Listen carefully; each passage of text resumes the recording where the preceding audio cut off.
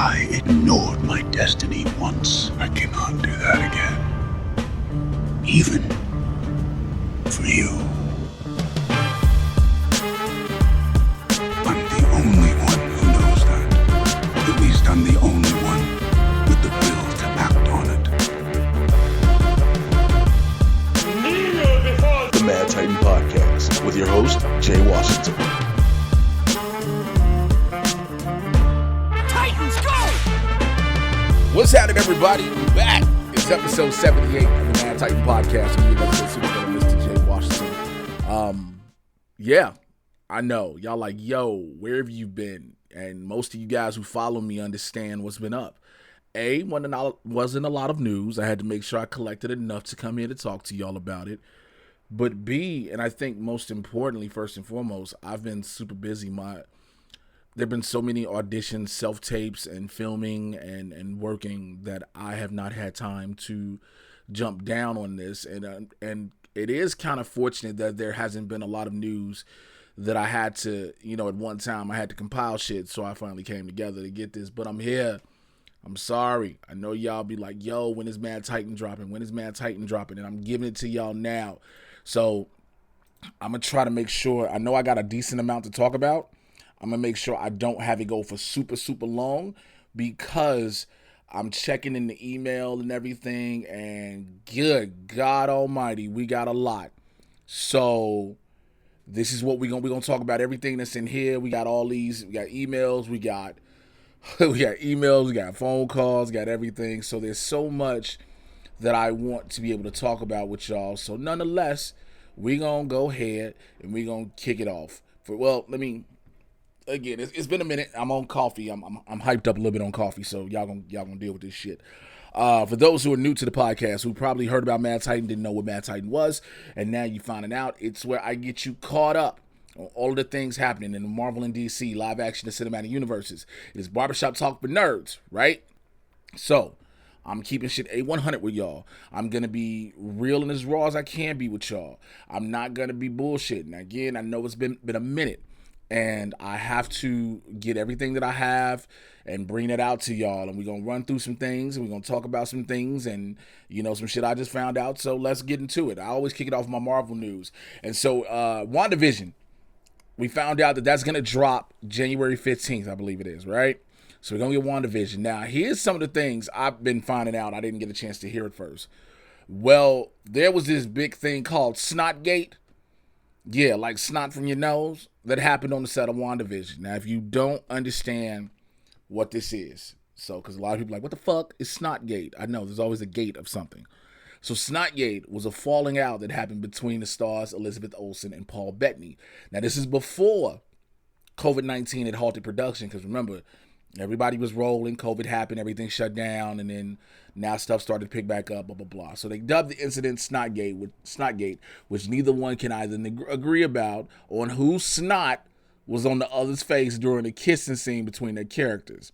So this is what Paul Bettany alleges, quote, "She'll tell you a crock of shit about whose snot it was. I know the truth, and people shouldn't be fooled by her story."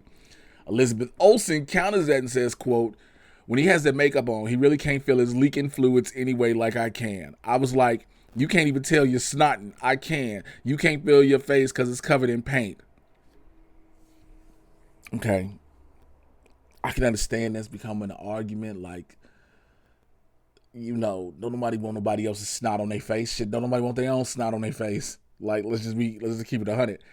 But can you imagine you got to sit here and have a sexy, passionate moment and entrenched kiss with your character who you all are madly, deeply, truly in love, and also your Wanda, so you batshit crazy while you re-envisioning somebody that's hella dead because he got his shit pulled out his skull, and then y'all get together, the director's there, the camera's there, everybody's set up, and next thing you know, you kiss, and you're like, what the fuck is this moisture above the top of my lip? And now y'all arguing over whose snot it was. Like, there's a full-blown argument. Like, that, if anything, sounds like a real-life married couple. You have snot on my motherfucking face. No, this is your snot. Bitch, this is your snot. My snot ain't that thick. Your snot is thin. Like, this, I mean, It's a funny thing. Luckily, it didn't, from what we're gathering, it didn't really mess up anything in the long run with the production of it. They got it all together. We're going to get it, like I said, in January. I'm happy about that. Tiana Paris, who plays the older version of Monica Rambeau, the adult version, let me say, she said a lot about it. She said, this is what Tiana said to EW. And I know Tiana Paris, I'll tell you about it in a second. She says, quote, I feel so special and honored to be able to walk in her shoes and to bring her story to life. I hope that me playing the character, A, gives a group of people who are underrepresented a chance to see themselves, and B, seeing my face and my black body helps them engage with black women and our humanity. When I found out I got the part, I tried to jump off a set of stairs because in my body, I was like, I can fly. I can freaking fly. She was like, my family had to calm me down. Now, I have, for those who know me personally, I have so much love for Tiana, TT as I call her, because we got to work together on the set of Chirac. She's a very great woman, an amazing actress, and she definitely deserves this. And so what we know for a fact in the Wandavision, she's going to be working with Sword for sure. So I just think this is amazing. I'm so happy for Tiana. Again, we get to see Monica Rambeau, and I know there was a lot of bullshit that people tried to bring up with Captain Marvel when people tried to justify their dislike of Brie Larson and go, well, they should have just went with Monica Rambeau at first for Captain Marvel, which we all know in this day and age is a fucking lie, because if they would have went with Monica Rambeau over Carol Danvers, motherfuckers would have lost their mind. And by the way, if you didn't know, I'm going to swear a lot. I'm going to say how I feel. So this is one of those not safe for your babies unless you cuss around your kids. In other words, fuck it, let's do it. But that's what would have happened if they'd have done that. You know what I'm saying? Also, Miss Marvel has begun shooting in Atlanta, and it's under the production title of Jersey, which is where Kamala Khan is set from. And She-Hulk's working title is Libra. Now, that's just not also Jennifer Walters' zodiac sign, but Libra being the scales which balance justice. Jennifer Walters is a lawyer, as you remember, okay? And so there have been some more plot details about Black Widow, about the family aspect with Red Guardian, David Harbour's character, and so much more. So it's going to be extremely interesting. I forgot to go back to WandaVision. So Paul Bettany was asked by Comedy Central, some questions, was asked if there was some, nudity in there. He says, no, there's no nudity, so to speak. And the question was asked if the Vision actually has sex. And Bettany says, whether he does or doesn't, Vision can change his density. So there's that. But he did go on to confirm, but I don't know for all y'all boys and girls who wanted to know this, Vision's penis is purple. So he got a Barney the Dinosaur dick. You be giving Scarlet Witch the I love you, you love me. We're a fucked up family with 2 kids that are gonna be crazier than shit. I could have sang this whole fucking song. I really could have. I really could have. That just, oh my God. Who was sitting here wondering like, yo, I wonder exactly what does Vision's penis look like? Like, don't get me wrong. I think we all would like to see some, well, we like to see Avengers sex, possibly. Yeah, possibly. I mean, don't get me wrong. We all would like to really see that. But, so, let's go on. That's all pretty much the Marvel news I have right now. Again, we're waiting on everything. But, DC news. Let's get into it.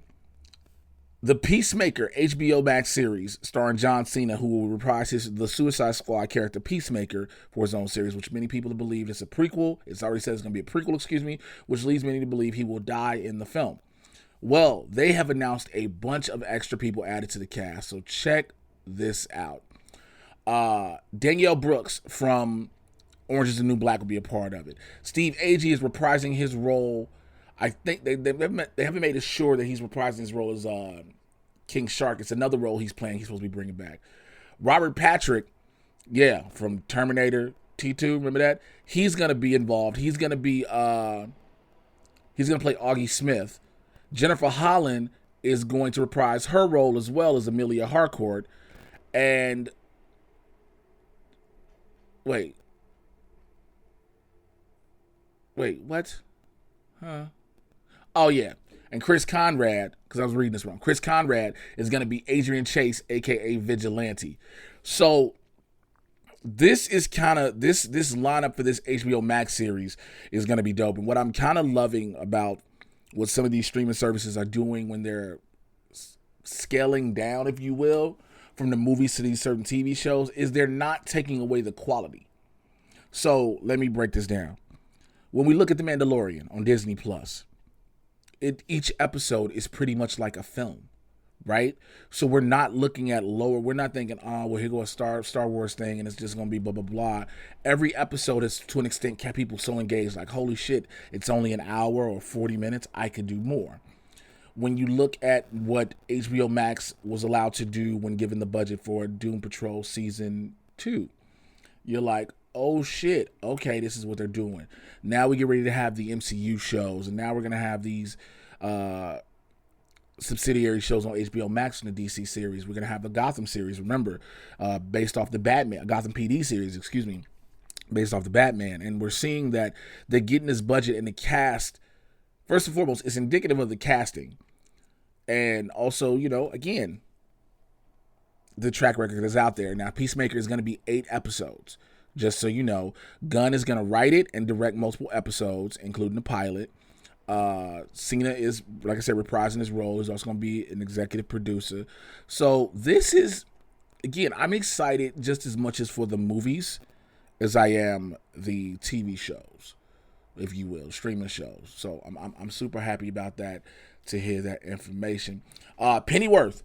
For those who did not check out season 1 of Pennyworth on Epix, yo, make sure you check it out. Also, you can go to my YouTube channel, youtube.com/JAYWashington80. I know there hasn't been a lot on there except for the one-on-one with the supervillains, but it is kind of difficult when there's not much to review and talk about. So I will be stepping that back up pretty soon. But you can check out my interviews with the cast on that. Okay, you can check out my interviews with the cast on my YouTube channel from San Diego Comic-Con of last year. But Pennyworth Season 2 will drop December 13th on Epix. So they are going to continue further. It's the story of Alfred Pennyworth before Bruce was born, his relationship with Thomas Wayne, and how Thomas and Martha get together and all this other shit. So, again, make sure you check out Pennyworth. Now, here's another story that I definitely want to talk about. Now, we know that Superman and Lois is a series that is going to happen on the CW upcoming this spring or fall, something like that. Well, here was a story that came out that I didn't get a chance to talk to you guys about because, of course, been busy, unfortunately, and I'll probably go in there later. But a writer on Superman and Lois, she came out and said that she believes she was fired for calling out issues with racism and sexism in the show. Now, again, this is a CW show, so we wouldn't in general expect to hear about that. And I say that because when you look at many of the CW shows, and I'm not just talking about the superhero joints, you look at many of the shows, the diversity is across the board pretty much. The representation is there from various races, genders, and sexual orientations. So it's a rarity that it happens. But she said she believes her contract wasn't renewed because she attempted to call out to bring some diversity to the series, which is weird again, and called out the show for jokes about sexism and whatnot. So her name is Nadria Tucker. So this is what she did. She literally took to Twitter and let the people know that her contract was not being extended. And the official reason from the network appears to be that her work wasn't up to scratch. But she goes on to allege that she spent months calling out jokes about the Me Too movement, battling to ensure black characters weren't solely portrayed as villains, pushing for better female representation.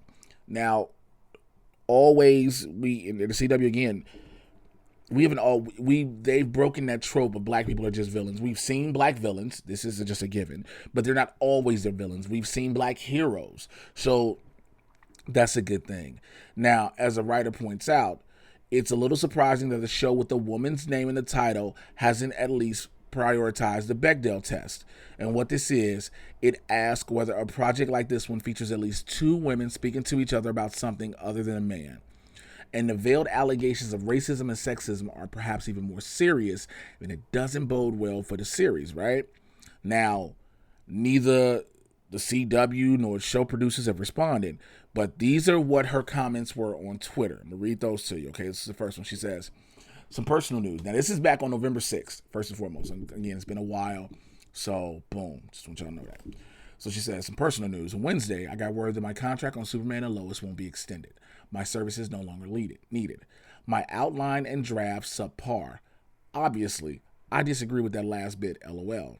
This is after months of me flagging Me Too jokes in the dialogue.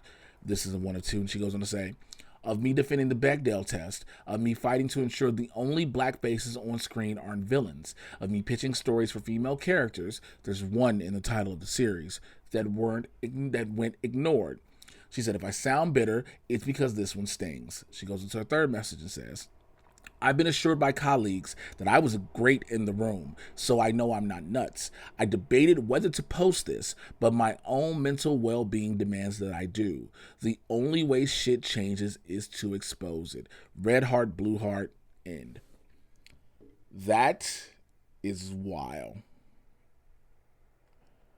I had heard about the Bechdel test for the longest. Again, in comedy, you hear about it, and it's primarily with primarily with like white female comics is the only time I've heard about it. And so I've never known what it was. And then I researched it for this.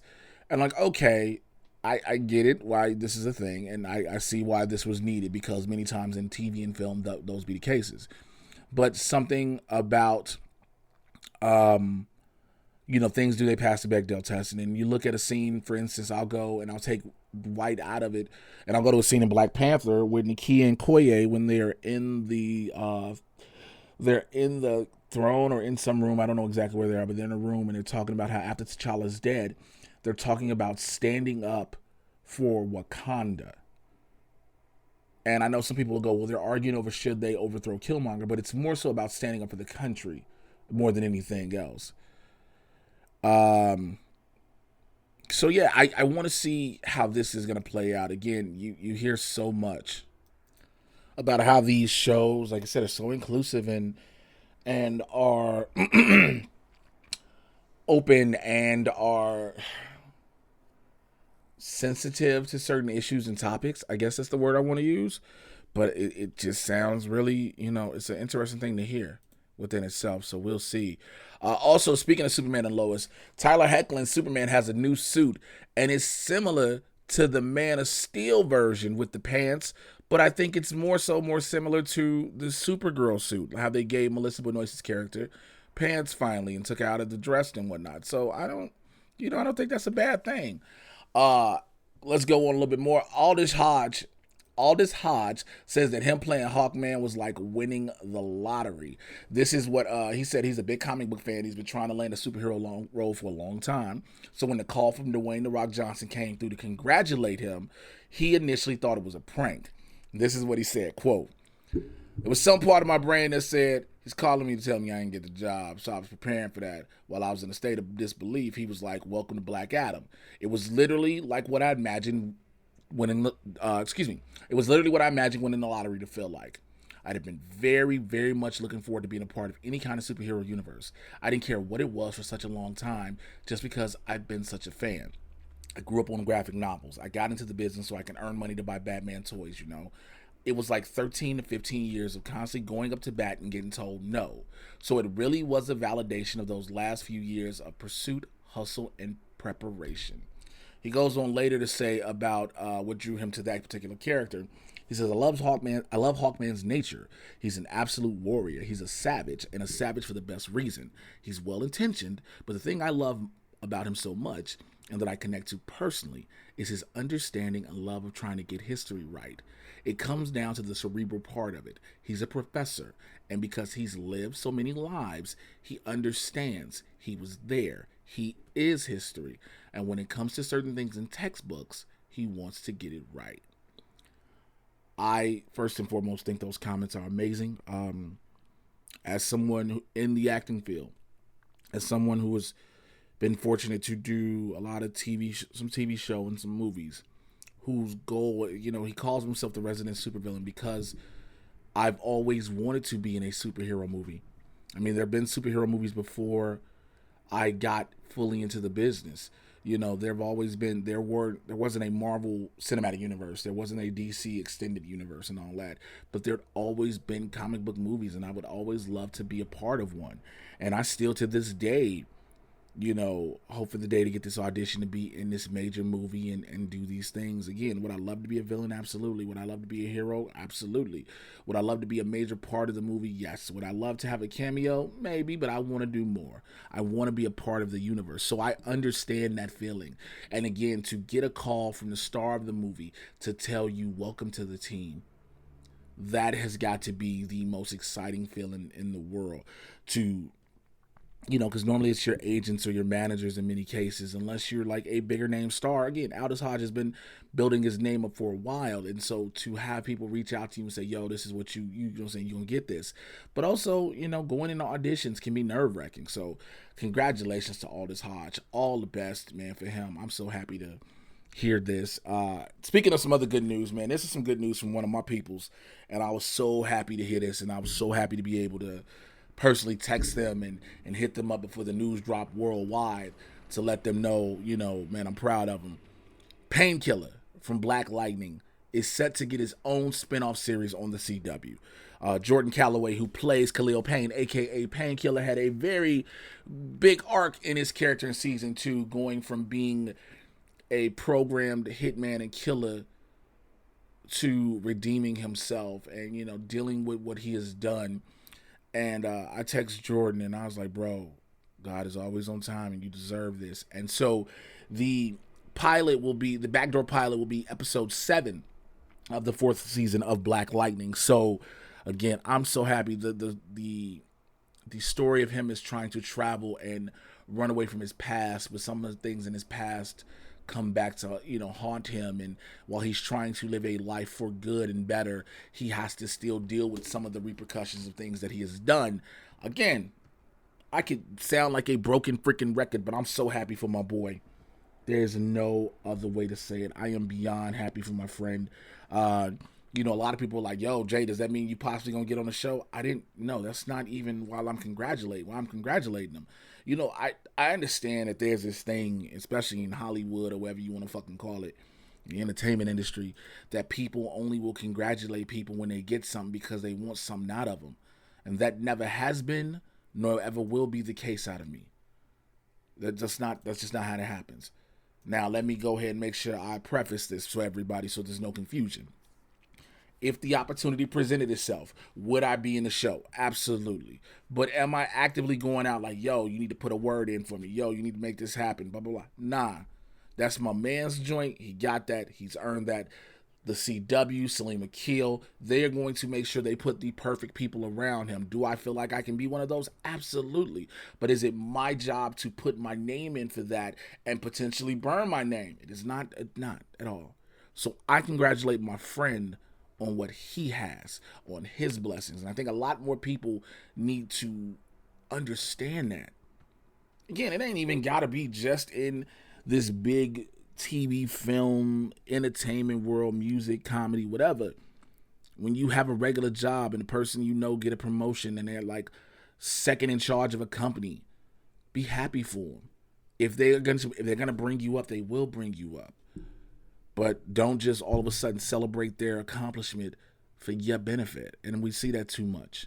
And so that is what brings that up. But I'm so happy to hear that for him. I mean, again, I've watched the work he's put in since season 1, the change he went through in season 2 and season 3, and then to now go into season 4.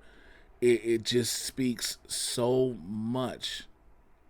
It just speaks so much volume, man. And it just goes to show that hard work will pay off, will pay dividends. When you're given the opportunity, you show up and show out.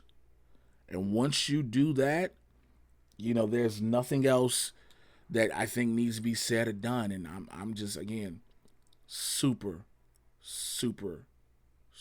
happy for him. And I don't know what else to say, man. Let's move on. So there's a Wonder Girl series which is going to focus on the Brazilian Wonder Woman, Yara Flora, in the works at the CW. Now, they recently announced that Brazilian immigrant Yara Flora will be taking up the mantle in the comics. And the character, is set to be the focus of the new Wonder Girl CW series. This is dope. The show is going to come from Greg Berlanti, who's damn near the dude, and the Queen of South executive producer, co-showrunner Dallin Rodriguez. And it will center on, quote, Yara Flora, a Latina dreamer who was born of an Amazonian warrior and Brazilian river god. She learns that she is Wonder Girl, and with her newfound power, must fight the evil forces that would seek to destroy the world. And Wonder Girl will mark the first time that a Latina superhero has headlined a DC TV series. I'm happy for this, man. I'm super happy. Again, we just talked about representation. I just talked about, how when it comes to Tiana Perez being Monica Rambeau, for people to see, for young black girls in that situation, to see someone who looks like them on the screen. And this for young Latina girls to see someone who looks like them on screen. There's nothing wrong with this. Again, because I have to say this repeatedly, not just as a black dude, but also there are so many idiots who are like, why are we forcing diversity? And you can't force something that it is. You're not forcing some shit that it is already. Diversity is a thing. It's always been a thing in this country. People want to always say, well, this country's a melting pot. Guess what a melting pot is? Diversity. And the diversity comes in all shades, all forms, all characters, all people.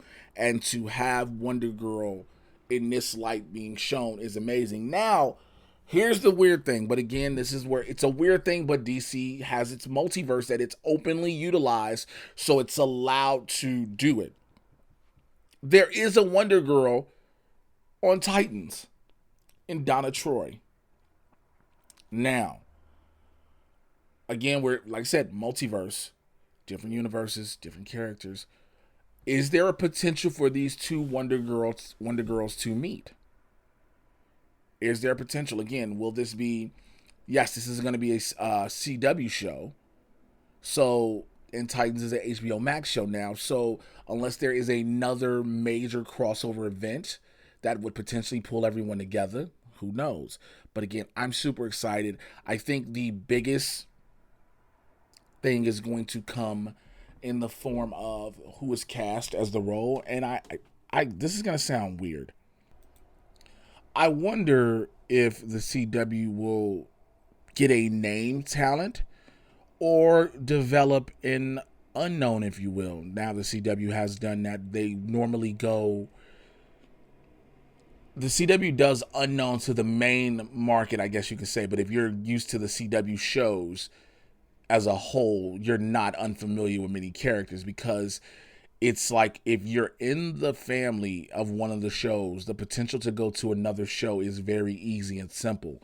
So I would like to see someone who we don't know through that. But again, I think it's easier to go in-house. So we just got to wait to see on that. But again, I'm super excited. Nothing's going to change that. I'm super excited about that. And my last bit of news that I really have right now. So Wonder Woman is set to drop on Christmas, potentially. Originally, it was going to be pushed back, all this different. It's been pushed back, pushed forward because of COVID with theatrical releases and the box office returns not being what people thought they were going to be with theaters open. There is a potential that Wonder Woman may go to HBO Max.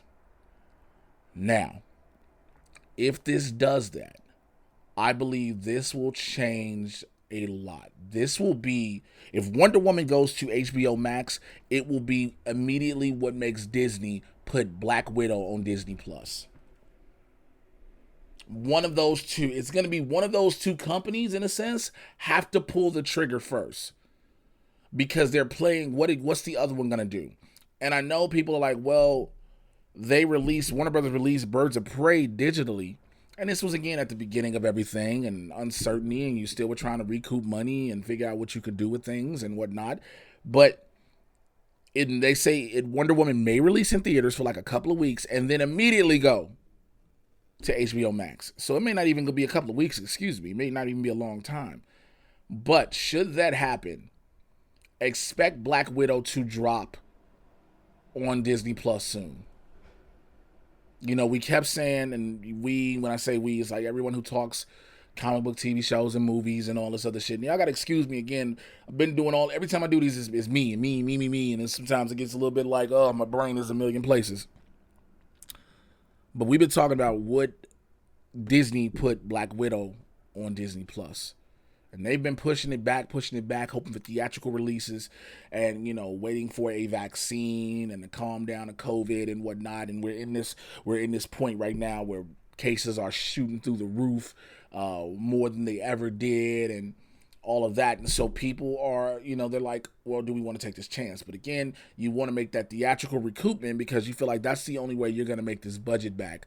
Mulan was an attempt, but Mulan was doomed for various reasons. I won't go into all that right now. Black Widow, I know a lot of people are like, yo, I'll wait to see it in theaters. When you say those things, excuse me, when you say those things, we got to remember, we're looking at a individual mindset. There's not a lot of people in the grand scheme of things who are going to stay to that whole, I will wait till it comes in theaters.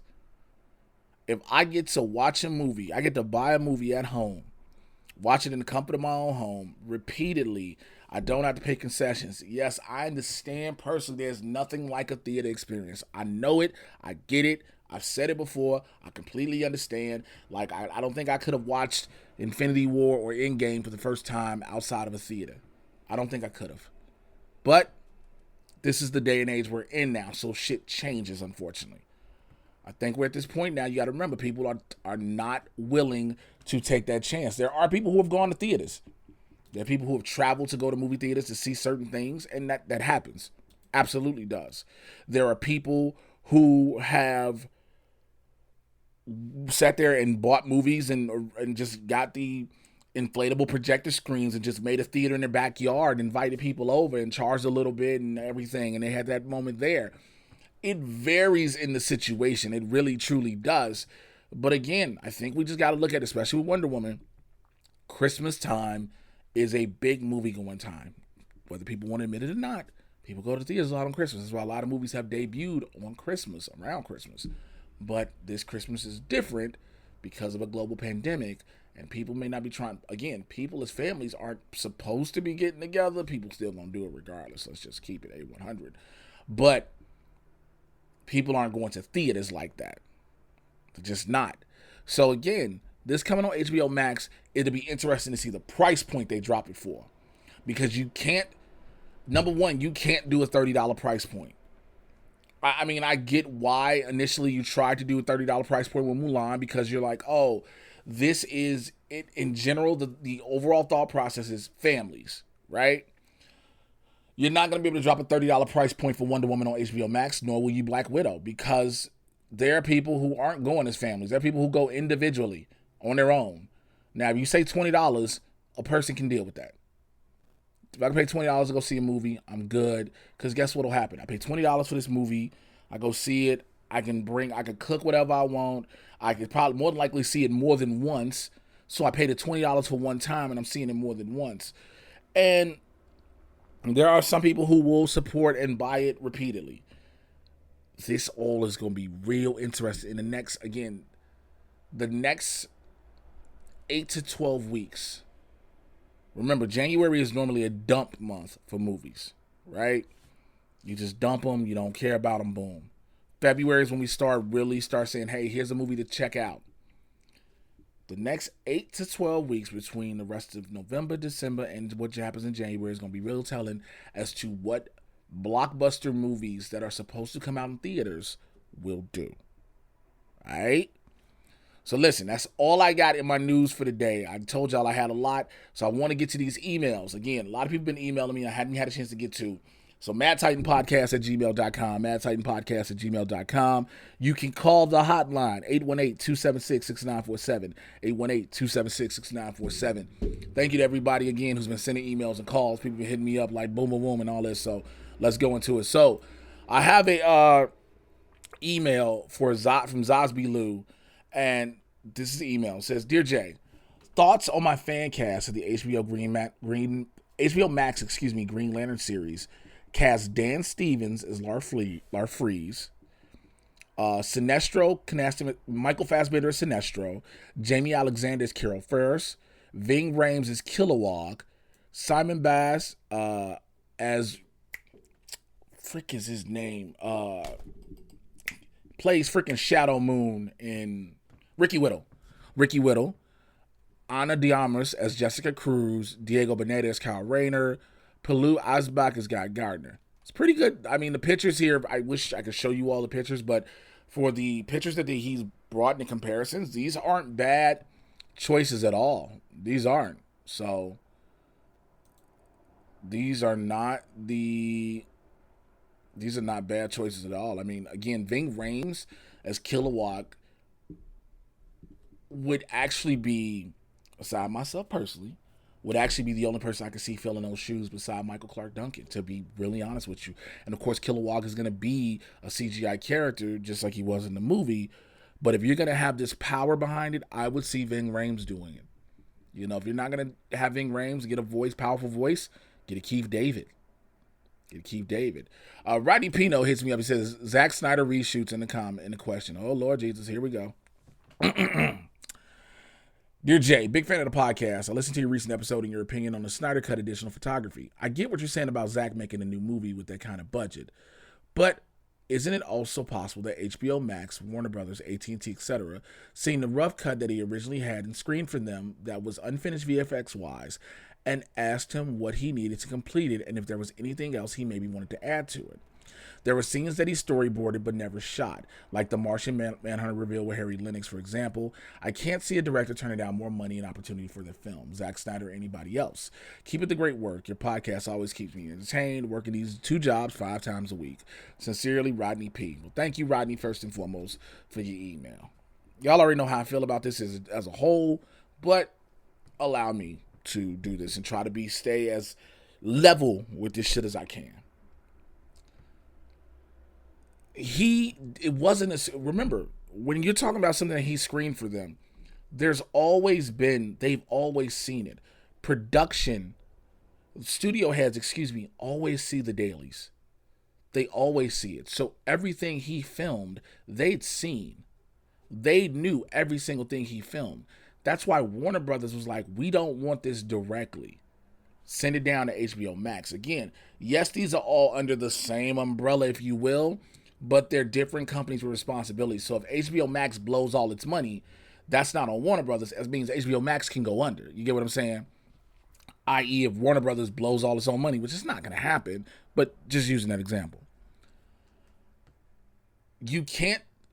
My issue is, yeah, of course, no director is going to turn down this money. I get it. And I've said it before, and I will always say it. Shouldn't a director, people always say, shouldn't a director have their vision be told?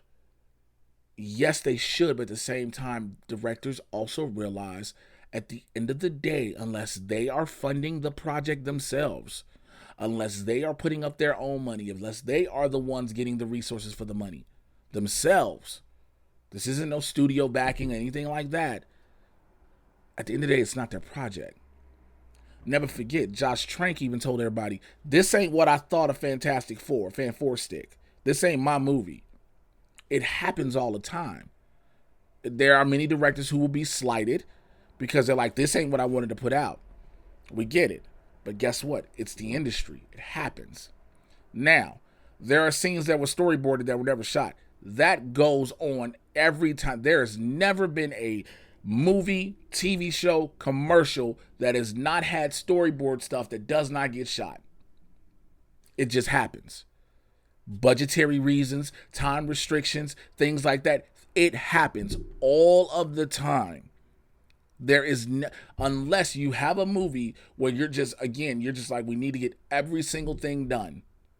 That doesn't always happen. There are scenes that are always written in scripts that when the movie is first written, there's a certain amount of scenes, and then as principal photography takes place, scenes are omitted because it's just like, all right, it doesn't flow anymore with what we're doing. This happens. Now, a lot of people just want to see a lot of people are just Zack Snyder fans. That's fine. and you want to see this. That's fine. I just, again, my whole thing has always been, you have babied fans into thinking they can whine and cry on social media and get what they want. It's always been my thing, and it always will be. You're not going to use this whole, well, now he's doing it for suicide prevention. Okay, here's my thing about suicide prevention. It needs to be talked about. That needs to happen, especially in this day and age in which we're dealing with, where people are committing more suicide due to depression, loneliness, the lockdowns, and everything, not being able to do anything. I get it. But you're trying to utilize every avenue you can to get more people on board for this. Now you're playing with the heartstrings to get people in. I've always said this. Everybody keeps saying Joss Whedon shot a brand new movie. No. Joss Whedon shot what was on the script. What the script was. What was given to him. Well, they say he changed things. Directors can change a few things, but at the same time, that's the script. Here's why I can say that. Because again, if it was a cut that Snyder had, that it was done, all these additional reshoots, bringing in new people, adding new stuff, that wouldn't be a thing. You would just need to, again, finish the visual effects. You're making a brand new movie because, again, you know what that script is as well. And just as much as you want to try to say, oh, this was all, none of this is my movie, that's not the case. Because if that was, here's the thing you got to remember too. If Joss Whedon, shot a brand new movie, then there would have been a whole lot more than just reshoots. Reshoots happen on everything, on any movie, right? But again, these reshoots are not just regular reshoots. These are shooting whole new scenes. This is a whole new film. Again, he has Army of the Dead coming out soon, being Zack Snyder. Would a director turn down his money? No, because the thing is also, are there any project studios that we hear of right now clamoring to have Snyder direct something? Are there? Honestly. You hear of, and I'm going to use this random direct, you hear of Ava DuVernay being asked to direct things, even after A Wrinkle in Time did not do well. Yes, I will openly say that. You hear people coming for Coogler. You're hearing people coming for Peyton Reed. You're hearing people coming for all these different, Taika Waititi, all these different directors. And I'm not just trying to use Marvel. Just so you know, I'm not just trying to use Marvel. But these are just directors in general that these names consider. Jordan Peele. People are consistently asking them to be a part of these projects. We're not hearing that with Snyder. So, of course, he's going back to the well to hopefully try to get some level of quote-unquote redemption. If I can make the movie that people are like, this is trash, and now people are like, oh, but this is Joss Whedon's movie. Like, no, this is Joss Whedon stepping in to finish the job. Just like Ron Howard stepped in to finish the job in Solo. People forget that. Again, comes out next year. Snyder cult fans can have whatever they want out of it. I'm just like, meh. All right, let's go to the next email. JL Phillips, what's up to the homie? He says, what's up, Jay? I just watched Endgame the other day, and I was thinking about Tony's sacrifice. We watched Tony go from being a self-centered jerk to being the ultimate hero. We, us not knowing who the next big bad will be, should be Doom, or really the total direction. Do you think Marvel will give another journey to watch like they did with Tony? That one person that changed so much and we all came to love, that if and or when we lose them, that we will be hurt on the same level as losing Iron Man. Because honestly, losing Iron Man in the MCU for today's kids is the equivalent of us going through death of Superman, back in the day. I hope everything is good your way, pimping. Be easy and keep your head up. JL Phillips II. Again, thank you as always for your emails, bro. I appreciate you so much. Do we get another character arc like Tony's? I don't think we do. Tony's arc was 11 years in the making. You know what I'm saying? I don't think we get that. I don't think we get an arc like that long. I think if we get one, we'll get one that's of a shorter amount of time. I don't think we'll get one that's that long, but I do think we'll get somebody that we have to resonate with, that we connect to, because the question is who? Because I don't think any of us knew that we were going to resonate and connect to Tony that hard. So I don't want to play guessing games as to who will we connect with and who will resonate with us that much going forward. Because let's be real, it seems as if with everything with the Disney Plus shows and the way things are going, they're possibly setting up the West Coast Avengers. And so, or the Young Avengers, either or, whichever way they choose to call them. But that would potentially leave, we could lose Hawkeye, maybe. Because of the Hawkeye series and everything. So who knows? The door is open, but that's a good question. I do believe, too, that the bad guy should be doomed. So thank you so much for your email, bro. Let's go to Joshua Alicia. And the question is about the subject about the CW.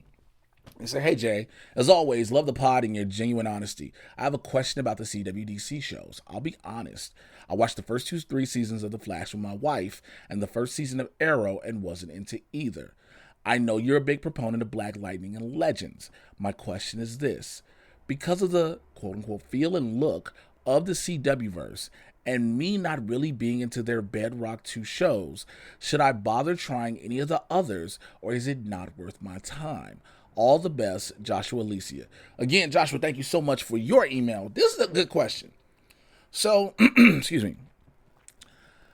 The first season of Arrow, I can see why you don't get into it, but I do think you might want to try again with Arrow because season 2 becomes one of the best seasons. And then after you get season 2 is one of the best seasons of television. Season 3 and 4 will kind of shake you, though, with Arrow. And that's a problem because season 5, it picks back up. With The Flash, season 4, The Thinker, when they go outside of speedsters for villains, it gets a little bit better. Black Lightning, it's something you have to understand that you're watching a family drama with superheroes. You're not watching a superhero family drama. You're watching a family drama with superheroes. Legends of Tomorrow, I will always stick behind Legends because it's not your typical superhero show. There are no rules, and you can just tell they're having fun. If you can accept that part of it, then I think you're able to accept the show even more. I hope that makes sense. I do, it is hard to tell people to give it another shot and going into other shows because, again, Supergirl, for me, the first season was not it. Supergirl didn't get better until it went to the CW. Batwoman, I'm not a big fan of the first season, even though everyone says after Crisis it got better. Season 2 I'm going to watch because I'm going to support Javicia. I just think the shows in general have not been consistent. And of course things change and you have to try new stuff to get people involved and into the shows. I get it. Every show goes through things and some shows have their ups and downs. Some shows stay consistent, some shows don't.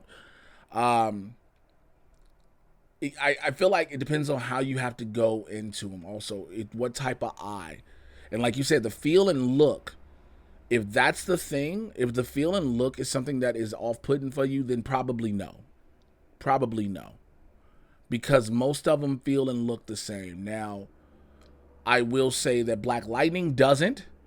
Black Lightning steps out of the mold of the feel and look. It's a completely different feel and look. The other CW basic shows, again, Supergirl, Legends, those and Batwoman kind of feel and look the same. Those absolutely do. But when it comes to Black Lightning, there's a little bit different of a feel and look. So I would say give it a shot and see what happens. Again, definitely try season 2 of Arrow more than anything else. Sit through season 2 of Arrow. And I'm not going to lie, if you decide to go in 3 and 4, you're going to be a little bit upset. But then you can just go past and be like, well, I don't need to know what happened. We going to 5. So I can say that one. All right. So hopefully that helped out. All right, that wraps up all of the emails that I have, and let's go to the one call I got from the hotline right now. Yo, Jay, it's your boy Milton from Pennsylvania. Hey, hashtag supervillains, brother. Listen, so right now I'm watching the Batman animated series to start getting back into that again, and I think I've come to the conclusion that I would rather play a villain if I had to star into like a live-action DC movie. I would probably want to play either Victor Freeze or Two-Face because those two characters are badass. If you write it correctly, the performance will be on point. Give me the right, amount of, coaching with it. Yeah, I can kill those roles. So my question to you, if you had to be a DC villain, who would you want to be? I think that'd be a very interesting question for you to answer. I'd probably guess you probably want to be Bane or maybe a Clayface or some shit like that. But just want to hear back. I'll listen to you. Peace, brother. All right, thank you always to the homie Milton and PA, man. Appreciate PA doing what they had to do. For those who know what I'm talking about, you already know. Who would I like to be? I don't think I want to be Bane. I think that's too obvious, and everybody wants to be Bane somehow, some way. For me, I honestly would like to be Clayface, especially the way after I've seen him be portrayed in the Harley Quinn series. I think that level, that comedic level on top of that just adds so much to it. And so I think Clayface would be the dude that I would want to be. Who else would I like to be if I'm a DC villain? I want to be Black Mask, just so I can see if somebody says some stupid racist shit as Black Mask, like, are you a black dude, call yourself Black Mask, and then I get to kill him on camera, you know what I'm saying, something like that.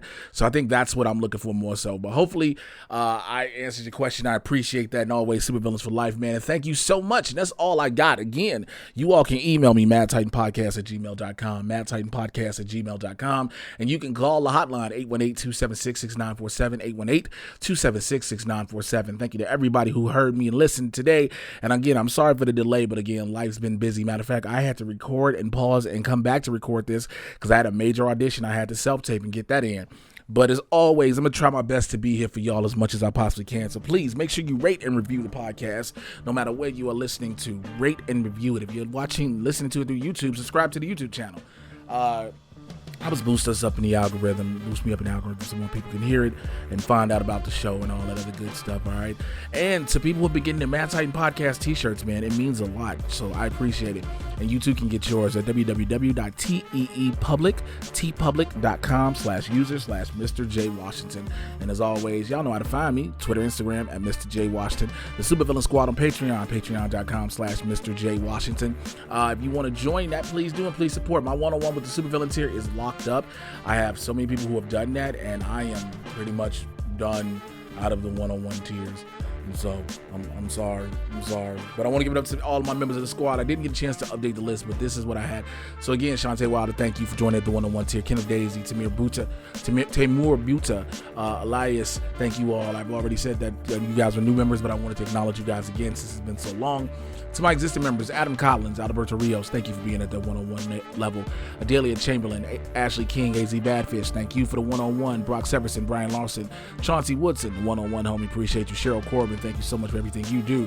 Christopher Connolly, Dan Bemke, David Adams, Deontay Clemens, Edward Wilshire, Fanboy Cantina, Fillmore Pockets, Fred Castillo, Hillary Nellums, Jake Icavetta, James Robinson, Jared Simpson, Jason Emmon, Jeffrey Chadorn, Jim Mason, Jim Payne, thank you for being at the 101. Jolene, thank you for being at the 101.